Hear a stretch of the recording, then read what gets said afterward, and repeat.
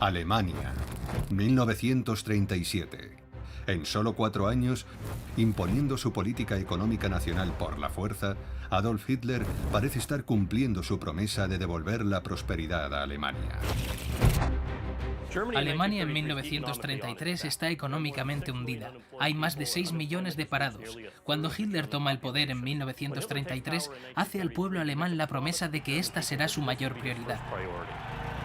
Los nazis habían cosechado los frutos de la recuperación económica mundial y se apoyaron en políticas proteccionistas para dar máxima prioridad a la producción nacional, al tiempo que ponían en marcha un rearme militar a gran escala.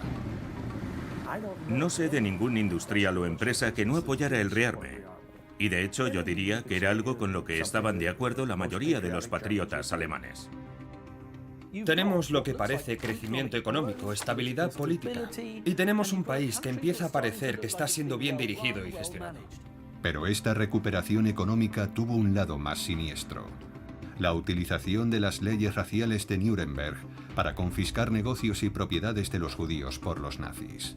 Los nazis y sus colaboradores se beneficiaron de la arianización, que fue un saqueo generalizado de propiedades y bienes judíos. Mientras Alemania saboreaba esta confianza recuperada, Hitler y sus compinches estaban muy ocupados vendiendo su alma.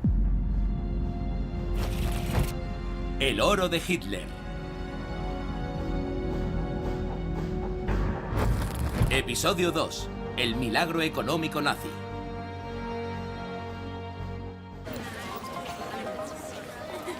...30 de enero de 1933... Alemania aclama a su nuevo canciller, Adolf Hitler. El inmigrante austríaco y excabo del ejército ha prometido a sus fieles nazis que Alemania volverá a elevarse a una posición de dominio y prosperidad. Pero Hitler no se conforma con tener el futuro de Alemania en sus manos.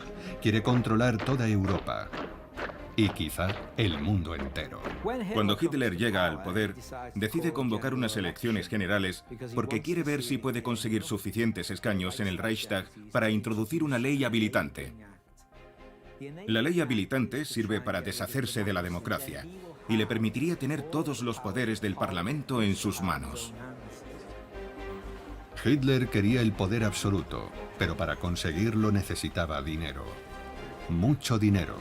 El 20 de febrero de 1933, Hermann Göring, presidente del Reichstag, convocó a 25 de los más destacados industriales y financieros de Alemania a una reunión secreta con Hitler en su residencia oficial para discutir la financiación de la campaña electoral de los nazis.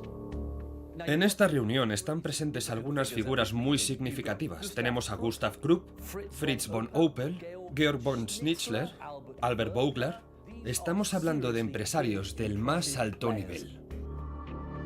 Después de que Göring diera comienzo a la reunión e hiciera las presentaciones, Hitler tomó la palabra e hizo lo que mejor sabía hacer: halagar y cautivar a su público y asegurarse de que entendieran que iba a hacerles la vida mucho más fácil a todos ellos, siempre y cuando siguieran sus planes y le llenaran los bolsillos. 14 años después, durante los juicios de Nuremberg, en 1946, los documentos presentados mostraron el alcance de la cooperación y de las contribuciones de los industriales a la causa nazi.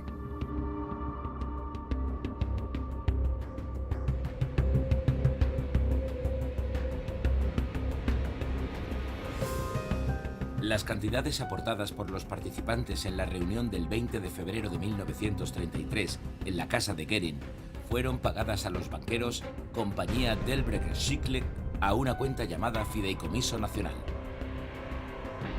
Se dispuso que yo sería el responsable de esta cuenta, que administraba como fideicomisario, y transfería sus fondos extendiendo cheques a nombre del señor Hess. No tengo conocimiento de lo que el señor Hess hizo con ese dinero. Con los millones de marcos alemanes transferidos por Schatt al lugarteniente del Führer, Rudolf Hess, el NSDAP pudo embarcarse en la campaña para las elecciones generales, confiando en la victoria que les daría los escaños necesarios para asumir el poder absoluto. La campaña estuvo marcada por el incendio del Reichstag, hecho del que se culpó a los comunistas y que Hitler utilizó como pretexto para ilegalizarlos.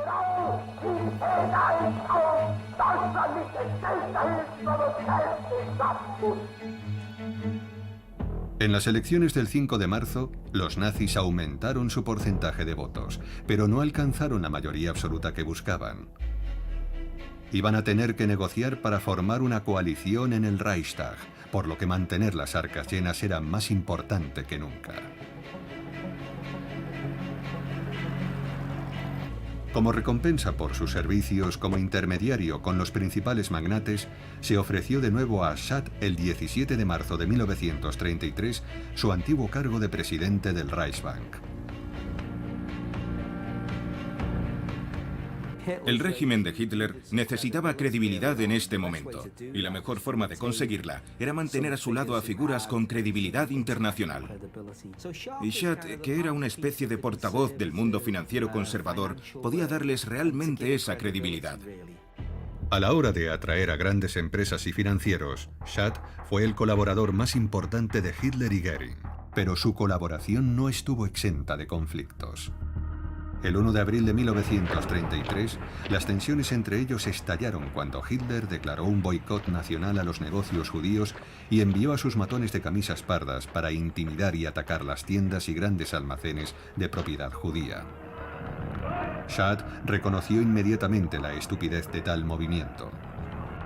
En primer lugar, estaban los inversores extranjeros que dijeron: estos grandes almacenes pueden ser judíos, pero nosotros somos ingleses, franceses, italianos, no somos judíos, y nos están perjudicando. Si quiebran, perdemos nuestra inversión.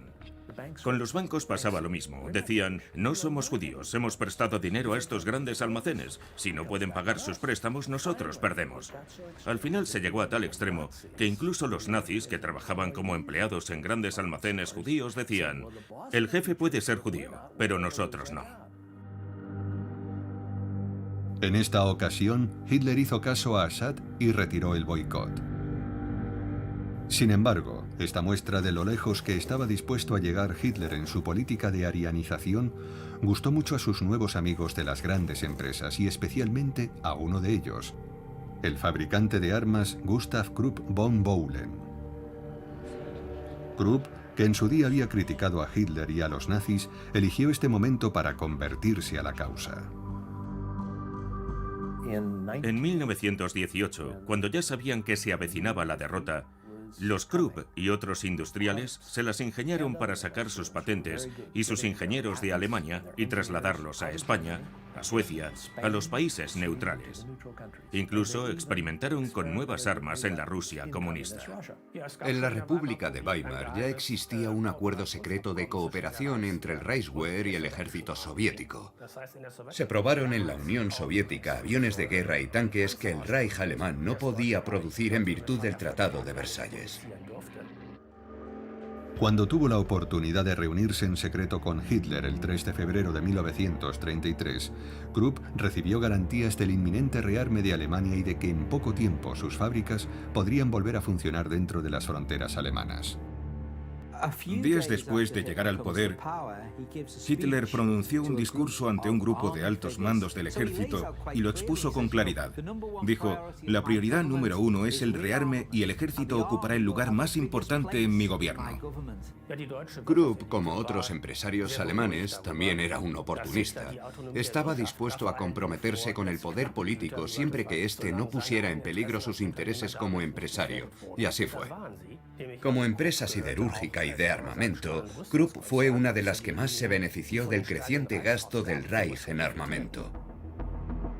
Gustav Krupp ya había donado 1 millón de marcos a la campaña electoral nazi como muestra de su buena voluntad, pero ahora quería ir más allá. Aseguró a Hitler que sus industrias estaban dispuestas a rearmar Alemania y a seguir contribuyendo al NSDAP sin más condiciones que la de servir y apoyar al Reich de Hitler. Este fue el comienzo del pacto fáustico entre la élite nazi, las grandes empresas y el ejército alemán que iba a controlar el Tercer Reich hasta su fatídico final.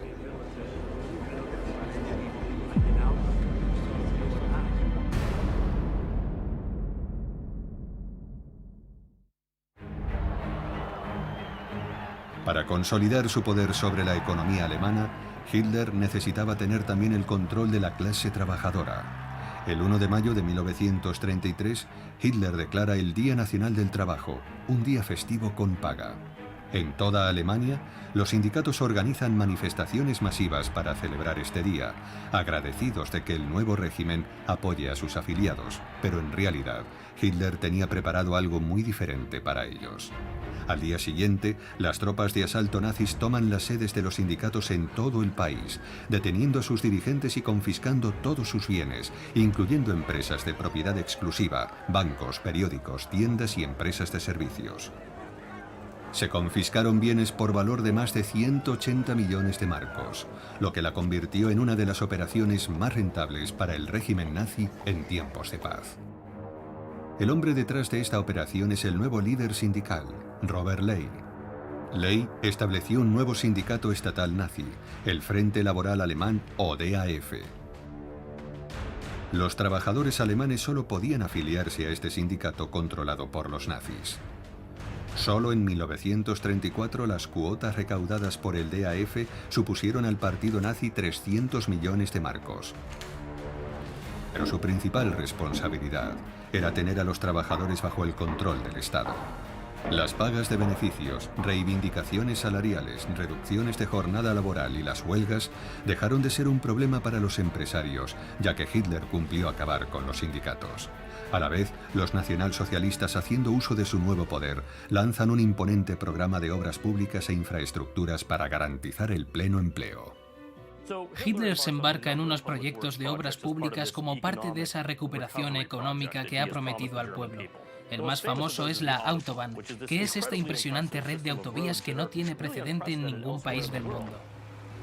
En pocos meses, Alemania estaba irreconocible.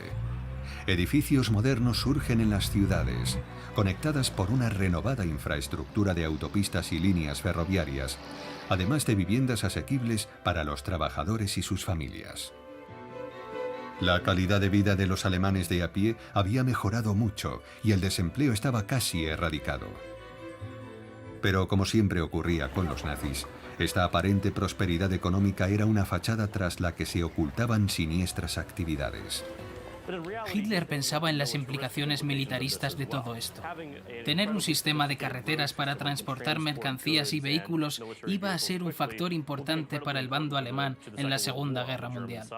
Hay una conspiración para rearmarse en secreto en contra de los deseos de los aliados y también de las condiciones de la Liga de Naciones, porque Alemania, en los primeros años 30, todavía estaba en la Liga de Naciones. Y también es una condición del Tratado de Versalles. Así que Hitler estaba dispuesto a llegar muy lejos para rearmarse en el más absoluto secreto.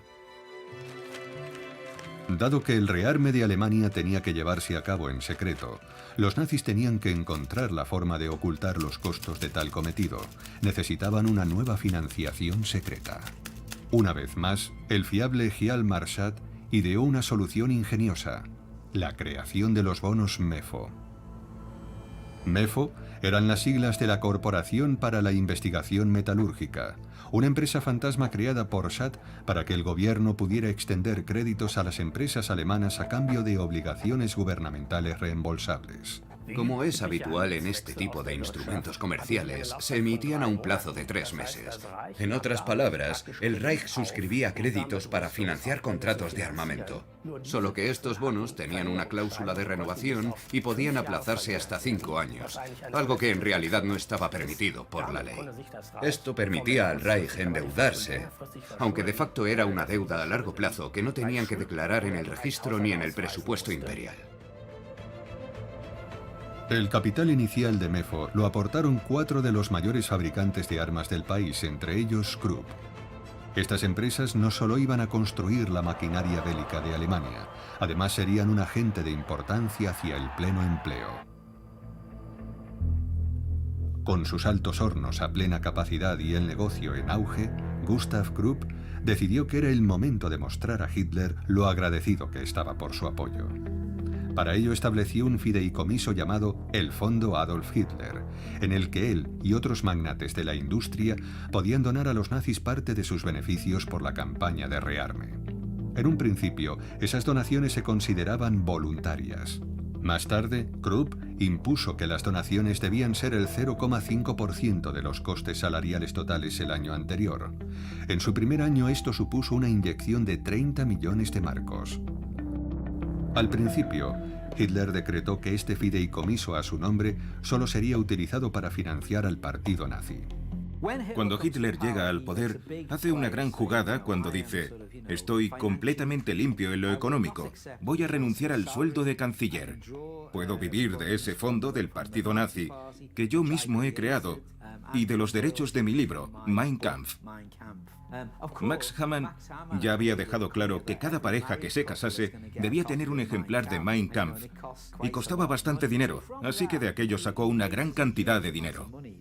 Solía volverse los bolsillos del revés y decir: no llevo dinero, yo no tengo dinero.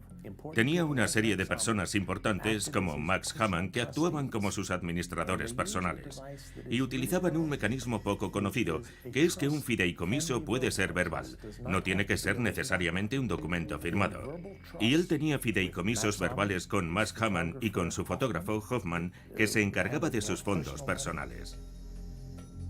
Si Max Hamann, el editor de Hitler, era su mano derecha en sus finanzas privadas, su mano izquierda era su fotógrafo personal, Heinrich Hoffmann. Hoffmann gestionaba la segunda fuente de ingresos más importante de Hitler, sus derechos de imagen. Hitler y Hoffmann cobraban un porcentaje de cada postal, foto autografiada e imagen impresa en un periódico o revista. Durante los años de su gobierno, ambos hombres amasaron una fortuna. El jefe de propaganda nazi, Joseph Goebbels, registró los derechos del nombre de Hitler, así que si una ciudad quería nombrar una plaza o una calle con su nombre, tenía que pagar derechos por hacerlo. A pesar de sus pretensiones de vivir modestamente, Hitler ganaba mucho dinero. Solo en su primer año como canciller declaró a efectos fiscales unos ingresos de 1,2 millones de marcos. Esta sería su primera y última declaración de impuestos en sus 13 años y medio en el poder. En una ocasión, unos serios y cumplidores funcionarios del fisco, funcionarios del gobierno alemán, van a ver a Hitler y le dicen: mi Führer, no conseguimos encontrar sus declaraciones de impuestos.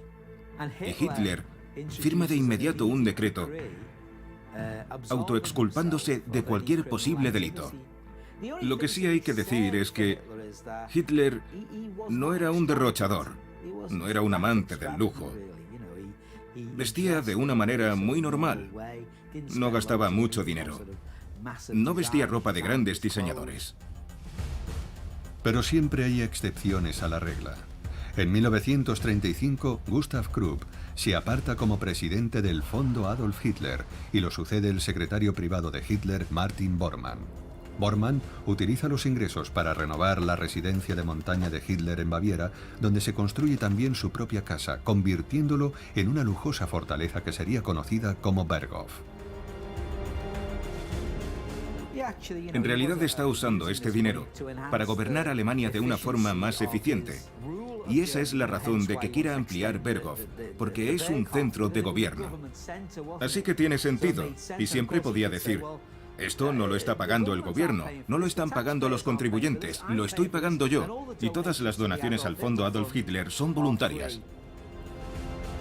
El 3 de agosto de 1934 fallece el presidente Paul von Hindenburg. El dinero entra a raudales y la popularidad de Hitler está en lo más alto, así que convoca un referéndum para unificar los cargos de presidente y canciller de la República Alemana.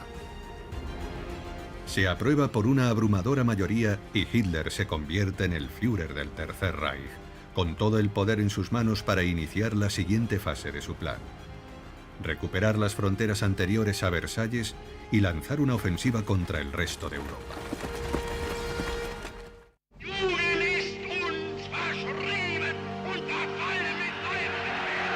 Agosto, 1934.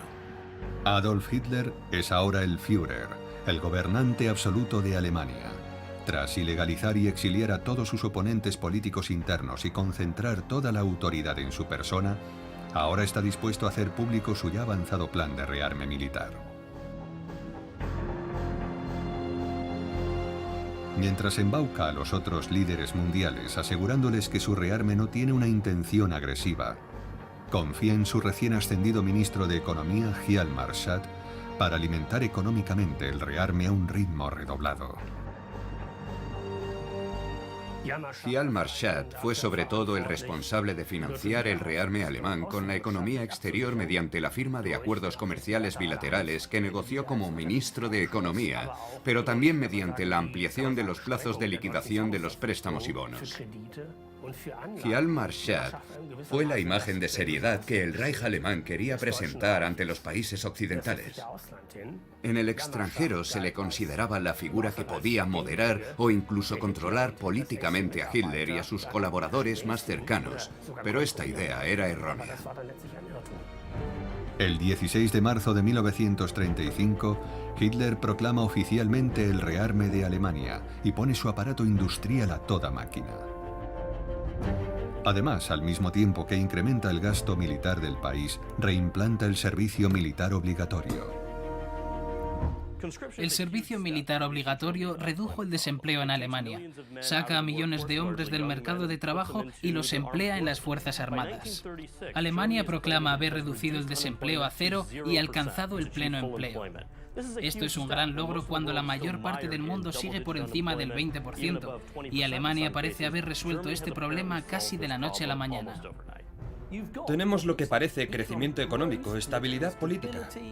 Y tenemos un país que empieza a parecer que está siendo bien dirigido y administrado.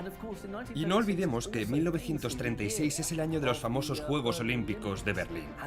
Esto es una fabulosa campaña de publicidad.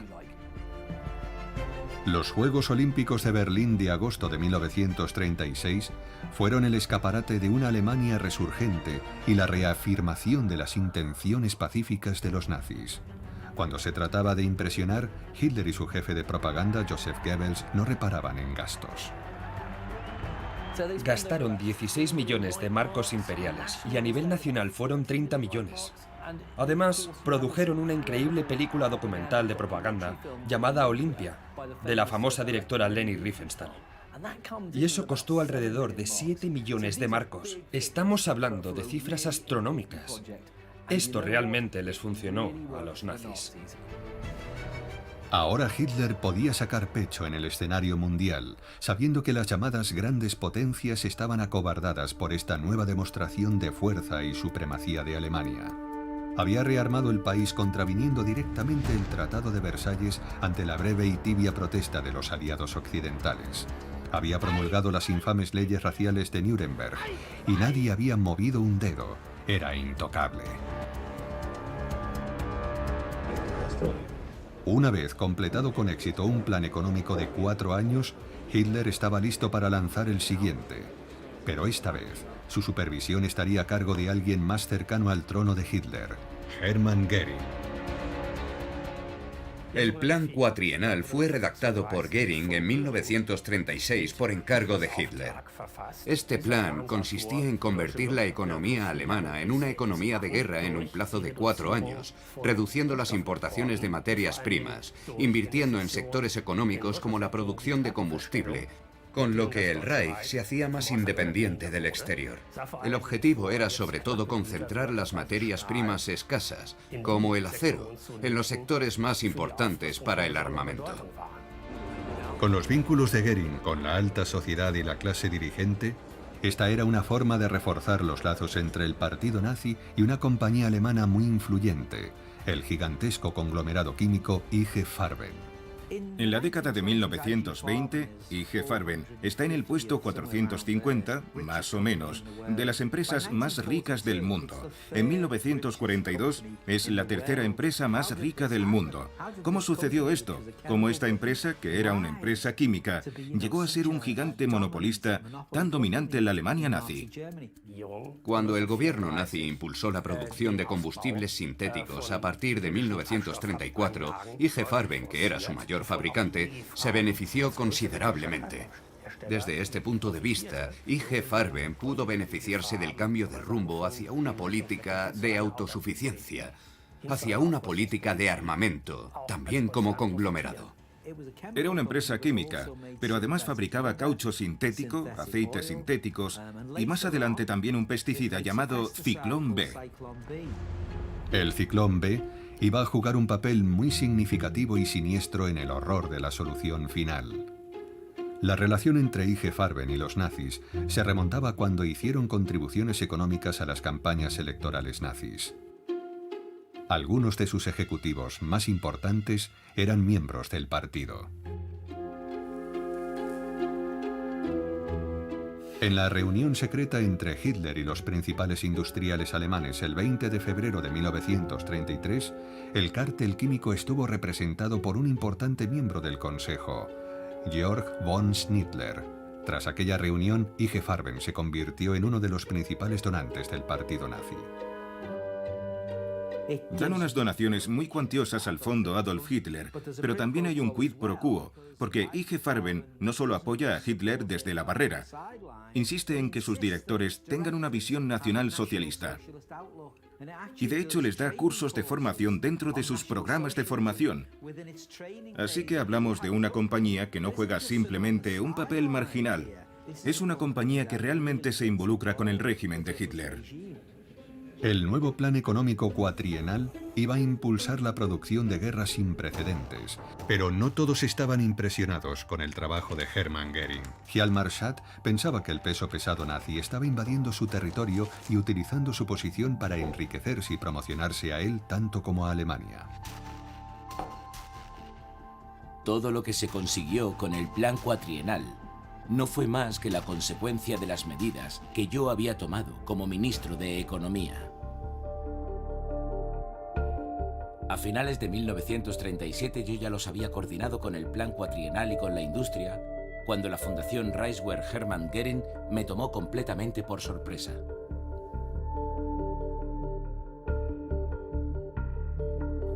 Göring no había dejado de explotar el plan cuatrienal en su beneficio personal. Fue cuando los fabricantes de armamento se preocuparon por la calidad de las principales reservas de mineral de hierro en las montañas de Harz.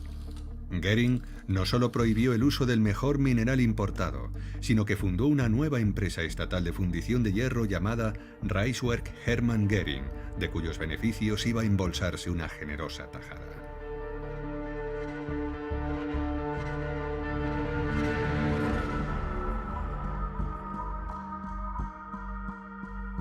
Aunque varios industriales alemanes estaban preocupados por la megalomanía y la corrupción de Göring, uno que no lo estaba y que se estaba beneficiando aún más era el magnate del carbón y el acero Friedrich Flick.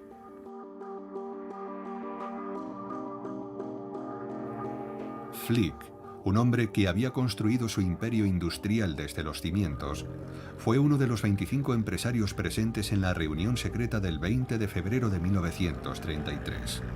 En aquella ocasión, Flick contribuyó con una donación de 100.000 marcos, que se convertirían en una aportación anual. Como muchos otros, Flick obtendría a cambio contratos para el programa gubernamental de rearme. Pero iba a involucrarse más con el régimen nazi cuando su representante, Otto Steinbrink, le presentó al Reichsführer de las SS, Heinrich Himmler. Flick se convirtió rápidamente en partidario del mariscal. En este círculo de amistades del Reichsführer de las SS estaban representados empresarios alemanes como miembros de consejos de administración de empresas alemanas. Este grupo de amigos del Reichsführer de las SS tenía la misión de recaudar donaciones en beneficio del mismo Heinrich Himmler, de las que éste podía disponer libremente. Estas donaciones anuales ascendían a cerca de 1 millón de marcos al año. Himmler había visto con amargura cómo su eterno rival por la atención de Hitler, Göring, se había convertido en el señor de la economía alemana. Pero irónicamente, cuando Göring se convirtió en el responsable del nuevo plan cuatrienal, se encontró con que necesitaba la Organización Nacional de las SS para gestionarlo. Las SS también necesitaban relacionarse con financieros como Friedrich Flick, quien suministraría toneladas de carbón para operar los altos hornos de la Reichswerk Hermann Göring. Una víctima de la nueva cooperación entre Himmler y Göring en la coordinación de la economía alemana fue Hjalmar Schacht. Schacht se había enfrentado con Göring al transmitir a Hitler sus dudas sobre la gestión económica de Göring. Ahora, Con Himmler en su bando, Goering pudo desplazar fácilmente a Schad, a quien como consuelo se le permitió seguir siendo presidente del Reichsbank, por el momento. No creo que Hitler fuera un buen gestor. Creo que su sistema era dar a 4 personas el mismo trabajo y dejar que se pelearan por hacerlo. Había mucha gente que competía por obtener la atención de Hitler. No se delegaba adecuadamente, no había una gestión adecuada. Tras quitar de en medio a Schad, Göring había consolidado con éxito su posición como jefe único y supremo de la economía y la industria alemana. Con su habitual estilo soberbio, no pudo resistirse a dar el golpe de gracia al humillado Schad con una llamada telefónica de despedida desde su suntuoso despacho en el Ministerio de Economía. Herr Schad, ahora mismo estoy sentado en su sillón. Alemania, noviembre de 1937. Desde hace un año la economía en expansión de la nación ha estado bajo el control de uno de los hombres de confianza de Hitler, Hermann Göring. Pero a pesar de su ritmo de crecimiento, sigue teniendo varios problemas importantes. Su autosuficiencia y su enfoque proteccionista han supuesto la sustitución de materias primas de alta calidad importadas por otras nacionales de menor calidad. Y para satisfacer las demandas del plan cuatrienal y mantener el ritmo de rearme, el Tesoro alemán tiene que suscribir grandes préstamos endeudándose gravemente. Hay que tener en cuenta que el país se está recuperando porque se está endeudando. Está pidiendo mucho dinero prestado y la única forma para devolver tanto dinero es mediante la expansión territorial. Y eso significa invadir otros países y saquearlos. El 12 de marzo de 1938, las tropas alemanas anexionan su pequeña vecina Austria sin hacer un solo disparo. Tras 25 años fuera de su país natal, Adolf Hitler elige simbólicamente el paso fronterizo de Braunau am Inn, su ciudad natal, para hacer su entrada triunfal. Miles de austríacos entusiastas dan la bienvenida a su hijo favorito. Los nazis fueron recibidos con los brazos abiertos en muchas partes de Austria, no solo en la ciudad natal de Hitler, sino también en Viena. Los nazis fueron recibidos muy calurosamente en muchos lugares. Aunque ahora digan, nosotros fuimos la primera víctima del nazismo. Por muy satisfactorio que fuera para Hitler unificar su país natal con su nación adoptiva, la anexión iba a ser enormemente ventajosa para la economía alemana y para Hermann Göring en particular. Por una parte, el Reich alemán absorbió las reservas de oro y divisas de Austria. En segundo lugar, se benefició de las reservas de mano de obra de la economía austríaca. Al mismo tiempo que extendía sus fronteras y despojaba de sus activos a los países vecinos, el Reich nazi también extendía sus políticas de arianización, lo que le permitía apropiarse de más negocios y ahorros judíos.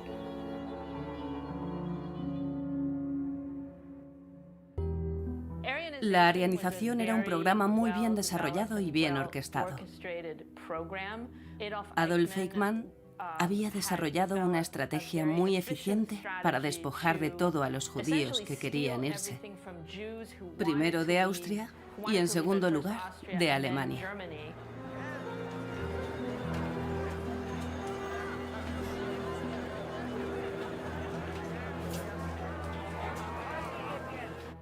Así que iban a un negocio, ya fuesen unos grandes almacenes o un periódico judío, y decían: puedes hacer una de estas dos cosas. Puedes vendernos todo por una décima parte de su valor, pero te daremos el dinero y te daremos un billete a Francia y podrás seguir con tu estilo de vida. O te vamos a encerrar en un campo de concentración. Tú decides.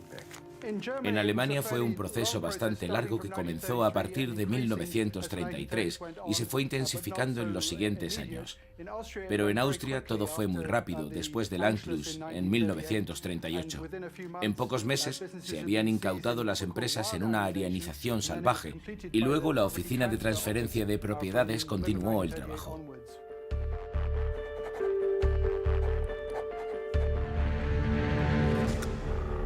En esta etapa, los nazis aún no habían puesto en marcha la solución final a la cuestión judía.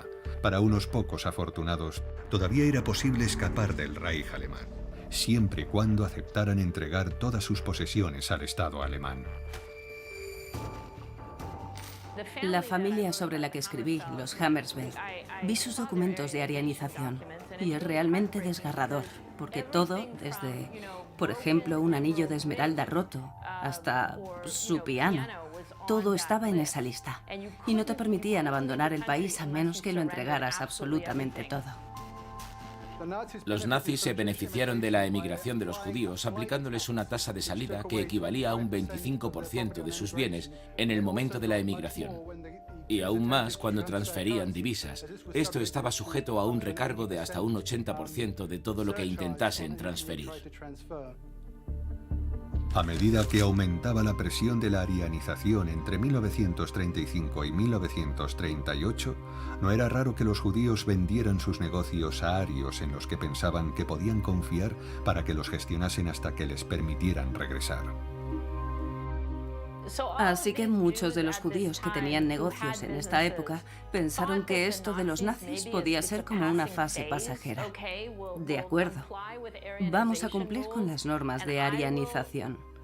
Y sobre el papel, voy a pasarle mi negocio a mi gerente ario con la esperanza de que me lo devuelva cuando regrese de donde sea.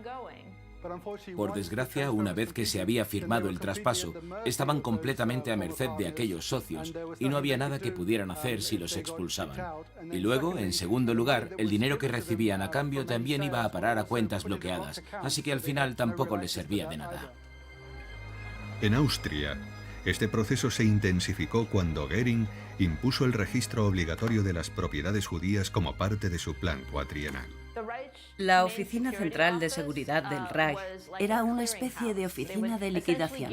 En esencia, te daban un visado de salida para abandonar tu propio país. Pero era como una fábrica donde entrabas, te robaban todas tus posesiones, renunciabas a todo sobre el papel y al final conseguías los documentos para poder salir, si tenías suerte. El partido nazi controló el proceso de arianización cuidadosamente. Por ejemplo, los administradores económicos de las regiones tenían el poder de decidir quién se quedaba con una determinada propiedad a través del proceso de arianización. Casi todo acababa en manos de miembros del partido nazi, dando lugar a una gran corrupción. Las persecuciones ideológicas y económicas de los judíos iban de la mano.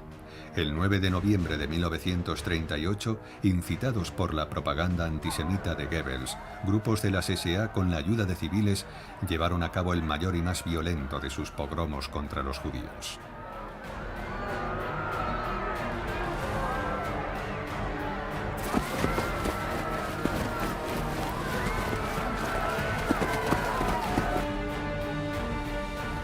La noche de los cristales rotos.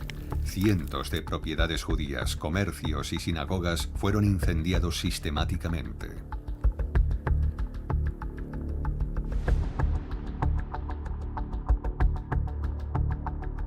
Muchos de los comercios destruidos estaban asegurados por arios que habían alquilado locales de su propiedad a los judíos. Y ahora esos arios reclamaban su dinero poniendo a algunas compañías de seguros alemanas al borde de la quiebra. Göring estaba furioso con Goebbels. En una reunión le dijo, ¿no podrías haber matado a unos cuantos judíos en lugar de romper los escaparates que luego tenemos que repararlos con cristal belga importado? Göring ideó una solución muy simple. Hizo responsables a los judíos de la violencia y les exigió el pago de 1.000 millones de marcos a través de impuestos directos adicionales a modo de reparación. Aplicaron un impuesto sobre la riqueza a todos los judíos, que debían pagar a lo largo de 18 meses en 5 plazos. Así se apropiaron de un 25% de todo el capital judío, más de 1.000 millones de marcos imperiales. Y se justificó como un impuesto punitivo. Los judíos no habían sido los responsables, fueron las víctimas.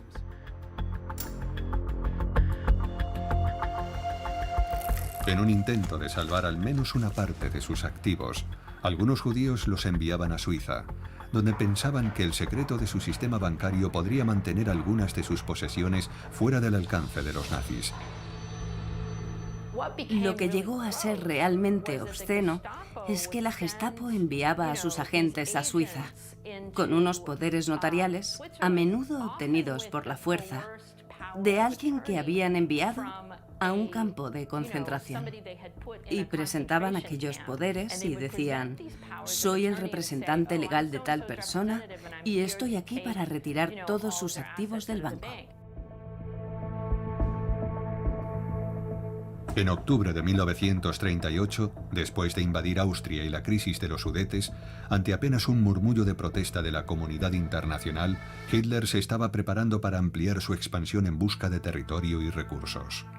El 15 de marzo de 1939, Hitler movilizó sus tropas y ocupó el resto de Checoslovaquia. Al igual que en Austria, el ejército alemán apenas encontró resistencia, y la comunidad internacional abandonó al gobierno checo a su suerte. Edvard Benes, presidente de Checoslovaquia. Checoslovaquia contaba con algunas de las industrias más desarrolladas del antiguo imperio austrohúngaro, así como con importantes reservas de carbón en la región de Silesia. Todo fue rápidamente incautado y puesto bajo el control del Reich. Las avanzadas industrias aeronáutica, armamentística y automovilística de Checoslovaquia habían permitido a este país tener uno de los ejércitos mejor equipados del periodo de entreguerras. Y dado que no hubo resistencia, los alemanes pudieron confiscar una gran cantidad de equipo militar, suficiente para armar a 30 divisiones, la mitad del ejército alemán. Pero hubo algo de lo que el Reich no pudo apoderarse de inmediato: las considerables reservas de oro checas. El Banco de Pagos Internacionales es un banco que se creó después de la Primera Guerra Mundial para recaudar los pagos de reparación alemanes, de modo que todos los países que habían estado involucrados en la guerra tenían cuentas allí. En 1939, el gobernador del Banco de Inglaterra, Montague Norman, era un buen amigo de su homólogo del Reichsbank, Hjalmar Schacht.